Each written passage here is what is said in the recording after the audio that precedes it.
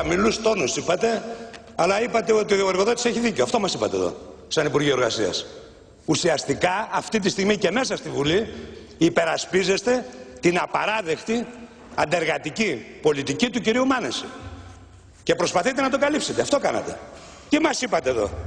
Ότι είχε ζημιές, ότι είχε κάνει μια πρόταση για να διασωθεί η επιχείρηση και ότι δεν την αποδέχονται οι εργαζόμενοι. Εσείς πάτε να δουλέψετε με 500 ευρώ μέσα στο χαλιβουργείο ή οποιοδήποτε άλλος. Πώς θα ζήσει με 500 ευρώ? Τα κέρδη που είχε τα προηγούμενα χρόνια, πού τα πήγε? Το εργοστάσιο του Βόλου που δουλεύει 4 βάρδιες δεν βγάζει παραγωγή και δουλεύει για αυτό το λόγο. Επομένως, είναι σαφής η θέση της κυβέρνησης.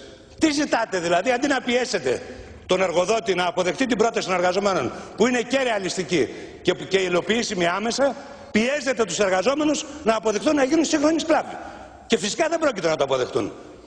Και το Υπουργείο Εργασίας λογικά θα έπρεπε να κρατήσει άλλη στάση στη συγκεκριμένη περίπτωση. Εσείς έρχεστε εδώ και καλύπτετε τον κύριο Μάνεση, στον οποίο μάλιστα, όπως λέτε, αφού είχε ζημιές, το έχετε δώσει και λιμάνι. Ολόκληρο. Για ποιες ζημιές συζητάμε? Δεύτερον, τι τόνους να σηκώσετε, κύριε Υπουργέ? Τι τόνους? Είναι στρατόπεδο το Υπουργείο. Με ποιο δικαίωμα έχουν καταλάβει τα ΜΑΤ και αστυνομική της ασφάλειας όλο το εργοστάσιο? Με ποιο δικαίωμα εμπόδιζαν και το ίδιο το σωματείο να πάει στο γραφείο για να πάρει διάφορα έγγραφα που ήθελε? Με ποιο δικαίωμα έχετε στείλει 100-150 αστυνομικούς, δεν ξέρω πόσες πλούβες, έξω από το εργοστάσιο για να προστατέψετε ποιον? Τους 100 απεργοσπάστες που πολλοί είναι διευθυντικά στελέχη?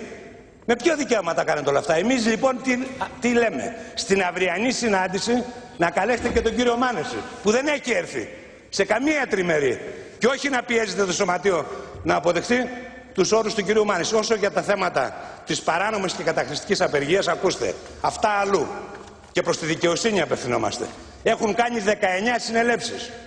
Όσοι ήταν 5 ήταν κατά της απεργίας. Και αυτοί σηκώθηκαν και έφυγαν τελικά τώρα και είναι στρατολογημένοι από τον κύριο Μάνεση και άλλους μηχανισμούς και προσπαθούν να πιέσουν τους εργαζόμενους. Αν λοιπόν θέλετε, που δεν θέλετε, γιατί ο ίδιος ο Πρωθυπουργός έκανε κάποιες δηλώσεις, σαφέστατες δηλώσεις. Νόμος είναι το δίκαιο του εργοδότη. Αυτά ουσιαστικά είπε. Νόμος και τάξη. Η αστυνομία στην υπηρεσία της εργοδοσίας. ΜΑΤ, χημικά, ξύλο, συλλήψεις. Σε ποιους? Σε αυτούς που δίνουν τη ζωή τους για την παραγωγή και παίρνουν ψίχουλα. Εμείς λοιπόν λέμε ότι υπάρχει διέξοδος, αρκεί η κυβέρνηση να πιέσει τον εργοδότη και όχι να πιέσει τους εργαζόμενους. Ευχαριστώ, κύριε Πρόεδρε.